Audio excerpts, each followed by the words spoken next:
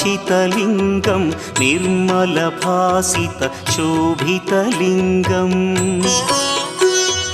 जन्मजदुःखविनाशकलिङ्गं तत्प्रणमामि सदा शिवलिङ्गम्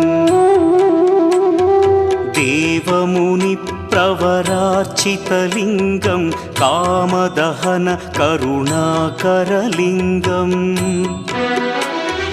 रावणदर्पविनाशकलिङ्गं तत्प्रणमामि सदा शिवलिङ्गम्